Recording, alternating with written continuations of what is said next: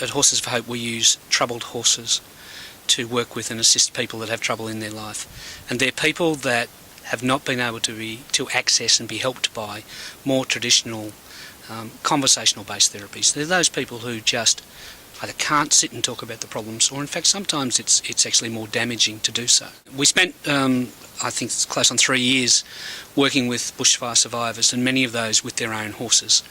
Again, for the reason there's many people down there that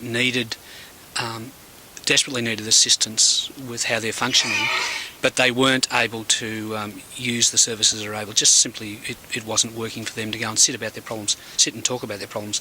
Likewise, the horses were equally scarred and emotionally damaged as well, not just physically scarred, but emotionally as well. It's gaining a lot of credibility in Australia and around the world. One story is we had a therapist from Queensland who rang to ask if she could visit us. She teaches around the world, and she heard about us in Greece and in Alice Springs. We are constantly getting requests for information and so forth from programs all over the place. Yeah. But now you're facing a funding challenge, and it could possibly pose a threat to the whole program. Yeah, it does pose a threat, a very serious threat to the program. We're not government funded by way of a specific grant for our work, particularly here in Shepparton. We work on a fee-for-service basis, and right now we are at some serious risk because we need to get some backers in order to be able to allow people to come to the program. Many of these people simply don't have the means to pay a fee for service.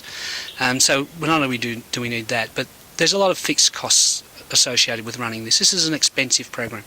You don't run horses at no cost. No. We have to have 2 people at a session for safety reasons and so forth. It's an expensive program.